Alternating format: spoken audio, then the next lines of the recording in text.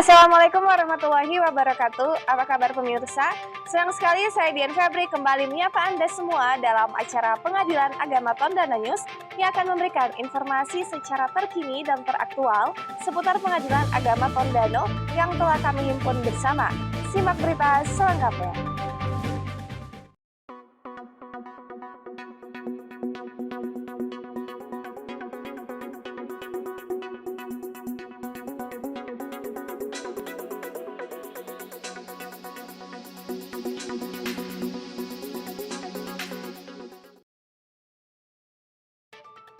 Berita pertama sekaligus mengawali jumpa kita. Pada hari Selasa tanggal 8 Agustus 2023, bertempat di Ruang Serbaguna Pengadilan Agama Tondano mengadakan rapat awal bulan Agustus 2023. Rapat tersebut sebagai bentuk monitoring dan evaluasi program kerja dan penyusunan program kerja yang akan datang. Rapat tersebut dipimpin langsung oleh Yang Mulia Ketua Pengadilan Agama Tondano, Bapak Al-Ghazali Mus, SHI-MH. Rapat tersebut dimulai dengan penyampaian oleh Yang Mulia Hakim Pengadilan Agama Tondano, Bapak Bijaken HCW Putu Sukma SHI, selaku Hakim Pengawas Bidang untuk menyampaikan tindak lanjut yang telah dilakukan pada audit kinerja dari Badan Pengawasan Mahkamah Agung Republik Indonesia. Selain itu, beliau menyampaikan tentang administrasi persidangan terkait dengan bukti pengiriman yang menjadi tanggung jawab jurusita, serta sarana dan prasarana di Pengadilan Agama Tondano yang harus dilakukan pemeliharaan. Agenda rapat tersebut kemudian dilanjutkan oleh bagian kepenetraan dan bagian kesekretariatan untuk menyampaikan apa yang sudah dikerjakan beserta rencana program kerja untuk bulan Agustus 2023. Panitera Pengadilan Agama Tondano Bapak Haji Syogil Ahmad SHI-MH menyampaikan tentang hasil audit kinerja oleh Badan Pengawasan Mahkamah Agung Republik Indonesia telah ditindaklanjuti dan sudah dilaksanakan seluruhnya. Beliau juga menambahkan untuk pemberian reward and punishment kepada pegawai harus tetap dijalankan sebagaimana mestinya.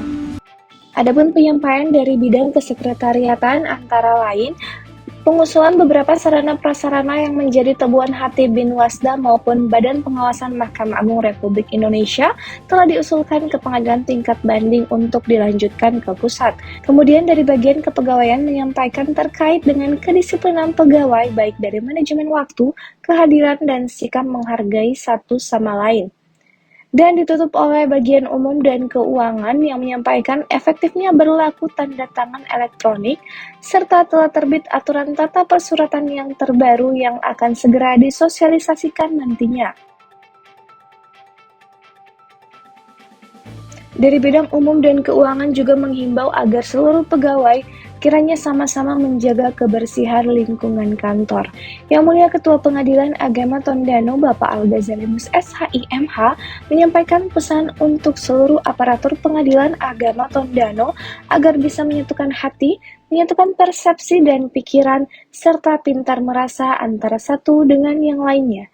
Jika semua sudah sepakat untuk menyatukan itu semua, maka seluruh program kerja, angan, dan cita-cita untuk membawa Pengadilan Agama Tondano menuju ke arah yang lebih baik lagi akan tercapai. Berita kedua, Kamis 10 Agustus 2023 bertempat di Luansa Hotel and Convention Center, Ketua dan Panitera Pengadilan Agama Tondano menghadiri sosialisasi tentang hak keperdataan anak di bawah umur yang digelar oleh Kantor Wilayah Kementerian Hukum dan HAM Sulawesi Selatan.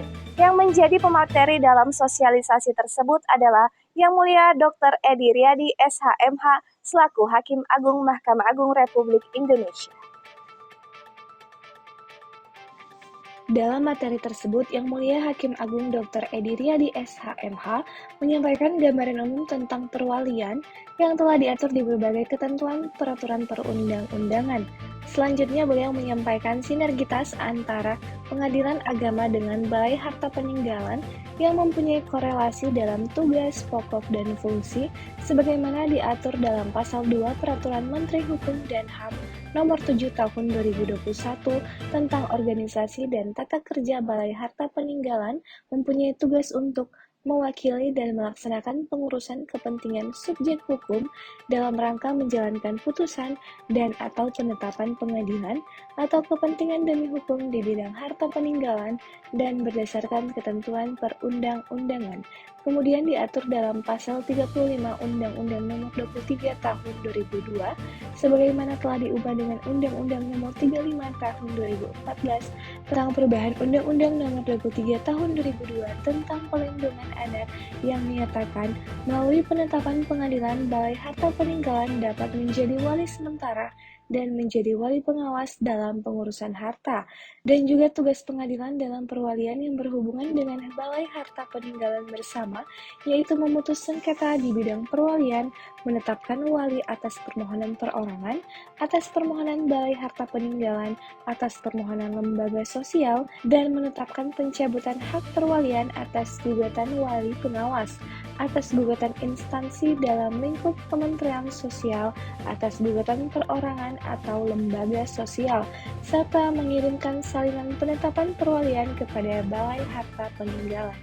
Dari sinergitas tugas pokok dan fungsi tersebut, sudah seyogyanya dilakukan perjanjian kerjasama antara Balai Harta Peninggalan bersama dengan Pengadilan Agama agar hak keperdataan anak di bawah umur bisa terlindungi secara maksimal.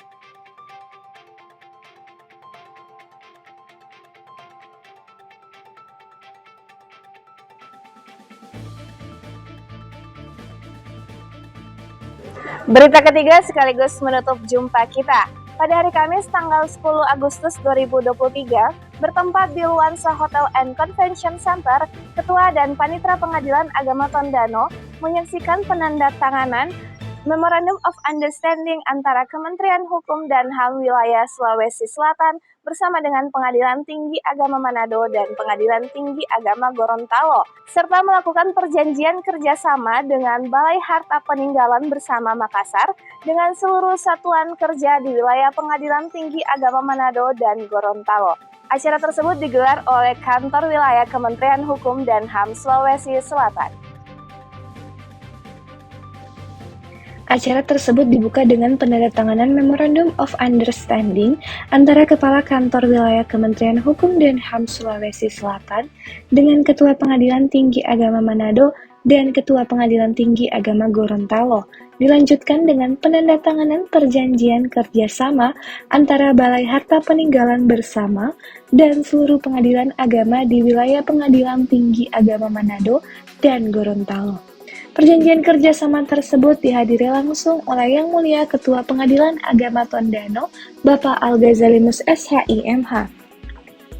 Kepala Kantor Wilayah Kementerian Hukum dan HAM Sulawesi Selatan, Dr. Andes Liberty Sitinjak MMMSI, dalam sambutannya menyampaikan tugas dan fungsi dari Balai Harta Peninggalan Makassar yang pada pokoknya mempunyai tugas mewakili dan mengurus kepentingan orang yang karena hukum atau putusan atau penetapan pengadilan tidak dapat menjalankan sendiri kepentingannya berdasarkan peraturan perundang-undangan, yang dalam hal ini adalah perwalian, pengampuan, wali sementara, dan juga pengawasan wali. Pada intinya, tujuan dari kerjasama ini sebagai sinergitas tugas pokok dan fungsi antara Pengadilan Agama dan Balai Harta bersama dengan tujuan untuk melindungi hak keperdataan anak di bawah umur. Beliau juga menyampaikan semoga APBN yang dikeluarkan untuk mengadakan perjanjian kerjasama ini bisa memang benar-benar bermanfaat bagi nusa dan bangsa, khususnya untuk para pencari keadilan dan melindungi hak-hak keperdataan anak di bawah umur. Akhir acara pembukaan ini ditutup dengan peluncuran inovasi dari Pengadilan Tinggi Agama Manado sebagai tindak lanjut dari nota kesepahaman. Peluncuran aplikasi tersebut diluncurkan langsung oleh Yang Mulia Ketua Pengadilan Tinggi Agama Manado, Dr. Andes Haji Nahiruddin SHMH. Inovasi tersebut inovasi berbasis aplikasi yang dinamai SIPAS Paten, Sistem Pengiriman Salinan Putusan tentang Perwalian. Diharapkan agar inovasi yang diluncurkan tersebut dapat memberikan kemudahan dalam pelaksanaan perjanjian kerjasama ini. Tim IT dan Pemberitaan Pengadilan Agama Tondano melakukan wawancara eksklusif bersama dengan Hakim Agung Yang Mulia Dr. Edi Riyadi SHMH. Berikut videonya. Assalamualaikum warahmatullahi wabarakatuh. Saat ini saya sedang bersama dengan Yang Mulia Dr. Edi Riyadi, SHMH, yang merupakan Hakim Agung di Mahkamah Agung Republik Indonesia. Saat ini kita akan bincang-bincang santai mengenai beberapa kasus atau putusan-putusan yang ingin saya tanyakan yang mungkin bisa diberikan pencerahan oleh Yang Mulia.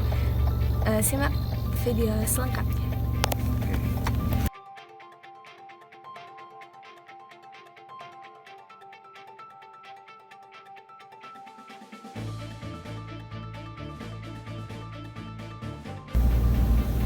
Ya, gugatan waris itu pertama sudah pasti ya para pihak penggugat, tergugat.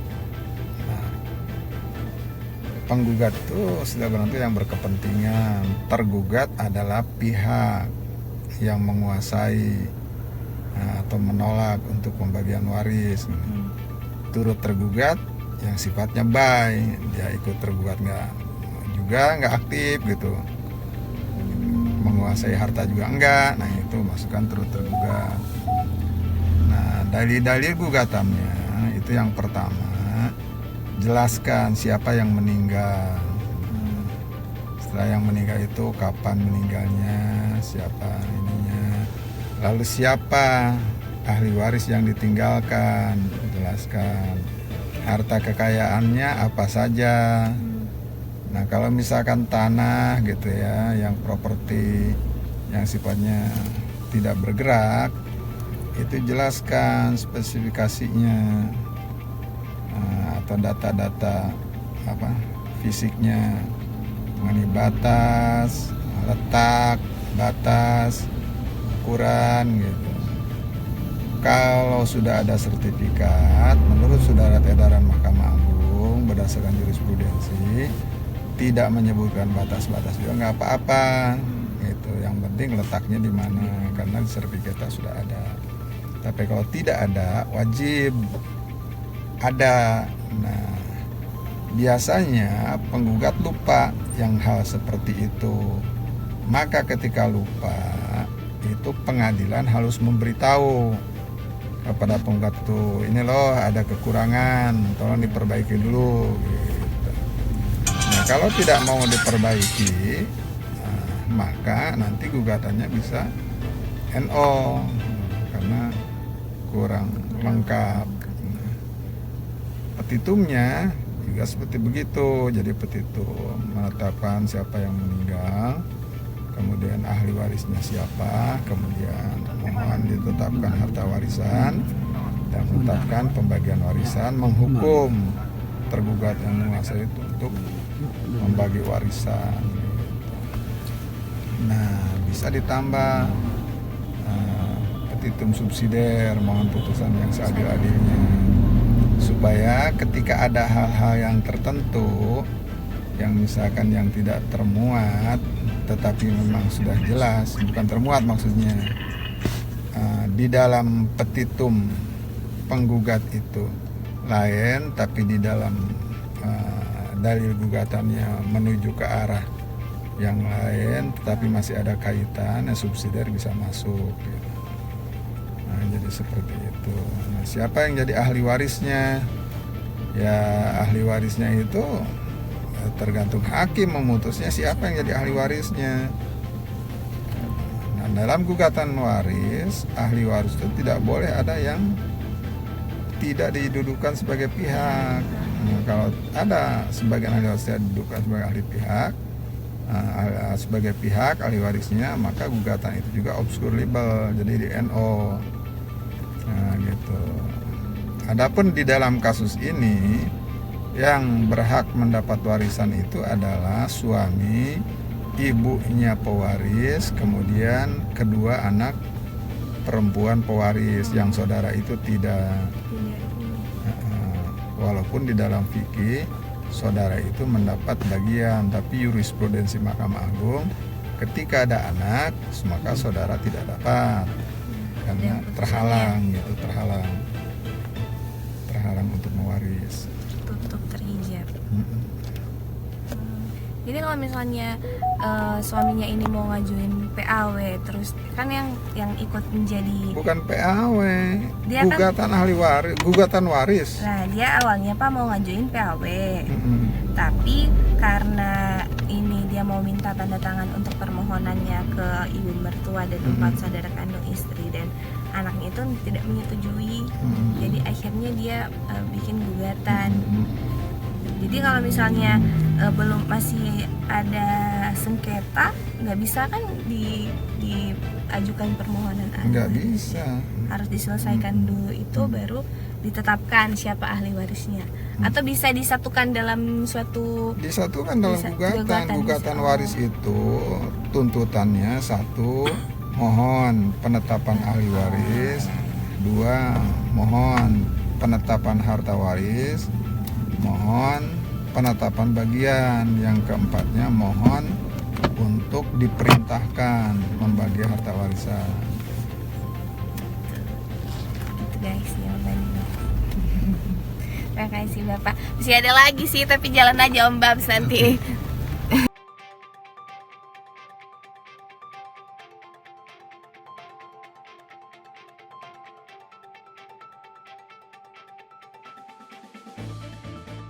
Jadi pada intinya pembelian yang kedua itu pembelian bukan makan harta warisan, gitu kan? Kalau yang pertama itu pembelian harta warisan, sehingga masih termasuk sengketa harta warisan. Yang kedua udah pindah Kalau benar kan dia tidak tahu menau itu harta warisan. tidak tahu sejarah Nah, ini objek. sebab yang pembelian pertama pun, penjualan pertama pun mungkin bisa dibatalkan, mungkin tidak. Kenapa mungkin bisa dibatalkan, mungkin tidak? Karena gitu kan, kalau misalkan si pembelinya itu memang tidak tahu bahwa itu harta warisan karena sertifikatnya atas nama si penjual, karena si penjual ini ahli waris ini sudah membalik namakan sebagai ahli waris, harta warisan gitu. Nah itu tekudetro, berarti dia tidak bisa dibatalkan, harus dilindungi gitu. Itu ceritanya. Jadi poinnya itu kalau yang pertama masih ada keterkaitan dengan harta warisan langsung gitu. Jadi pembeli yang tidak beretikat baik. Kalau yang pihak ketiga kan dia tidak tahu bahwa itu harta warisan, tahunya ada si pembeli sini. Berarti dia tekudetro. Kalau tekudetro sudah bukan kewenangan. Iya, gitu. Jadi tidak mungkin pengadilan agama membatalkan yang ini. Tapi kalau yang membatalkan yang sono masih bisa. Gitu. Jadi gitu reasoningnya. Wah, mahal itu jawaban itu. Ya Bakal Allah. ketemu di mana-mana itu. Ini sih Pak kalau di yang Kok nggak di sini, nggak di apa? Di Enggak. podcast kan? itu sih Oh, di videoin di Oh, dari video ini. Jadi kemarin tuh ada kasus apa masuk permohonan. Perempuan ini dia belum cerai sama suami pertamanya. Terus dia nikah siri sama Nah, belum cerai terus nikah nikah siri. siri. Belum cerai nikah siri, tapi nikah siri itu udah dalam kondisi hamil sama ini sama apa pacarnya. Ya, terus anaknya lahir, dikatakan asal usul anak. Nah, itu kemarin sih dikabulkan karena pertimbangan ada, kalau dia nggak salah ingat, ada fatwa MUI tentang anak biologis, anak-anak yang di luar perkawinan itu kan ada juga apa dari MK keluarin untuk membuktikan itu harus ada tes DNA dan lain sebagainya. Dan juga ada fatwa MUI yang bilang bisa dia dijadikan anak sah, tapi untuk hubungan keperdataan sama ayahnya misalnya waris dan lain sebagainya itu ditiadakan. Tapi kemarin putusannya sih dikabulkan, memang anak sah, nggak ada pertimbangan lainnya. Itu gimana Pak? Nah, jadi kalau masalah itu. Jadi anak dikembalinya kepada undang-undang perkawinan dulu.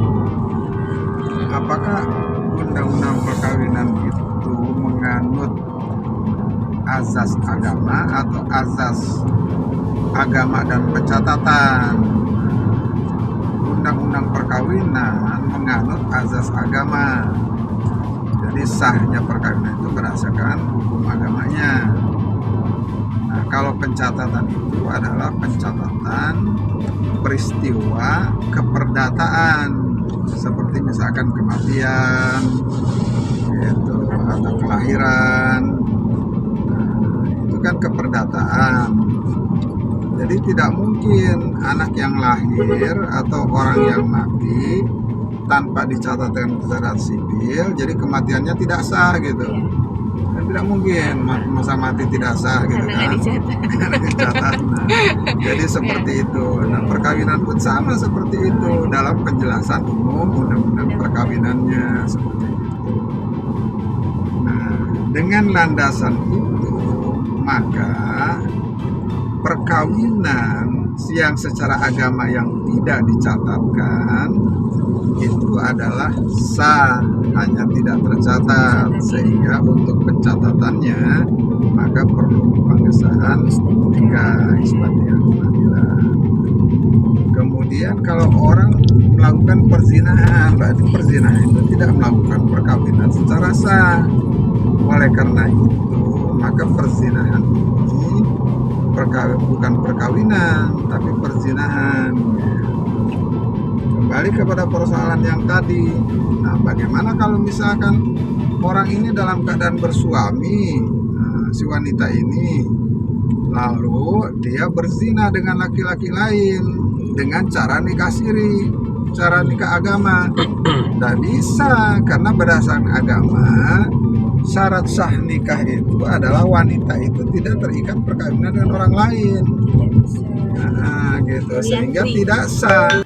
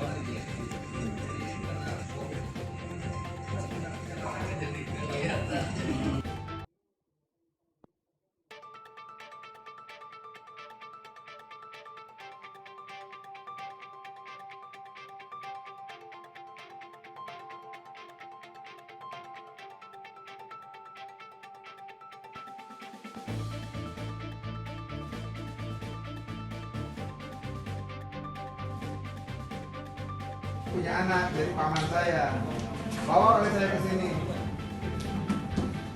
Nikah.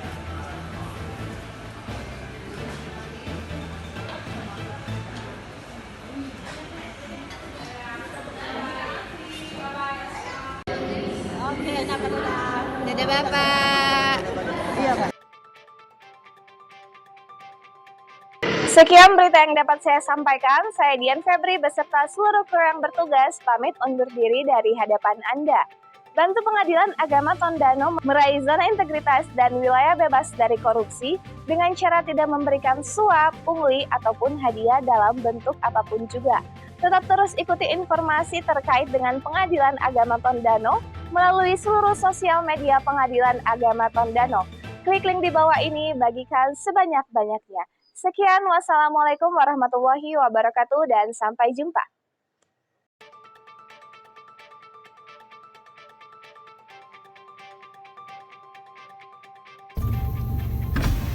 Assalamualaikum warahmatullahi wabarakatuh. Saat ini saya sedang bersama dengan Yang Mulia Dr. Haji Edi Riyadi SHMH, merupakan Hakim Agung di Mahkamah Agung Republik Indonesia. Saat ini kita mau Cut. bincang. Jangan pakai haji ah. Oh, Kamera. Iya, sudah. action. Assalamualaikum warahmatullahi wabarakatuh. Saat ini saya bersama dengan Yang Mulia Dr. Edi Riyadi SHMA. MA. MH. Terus saja. Gugup. Terus. Gugup bersama Yang Mulia. Harus aku. Oke.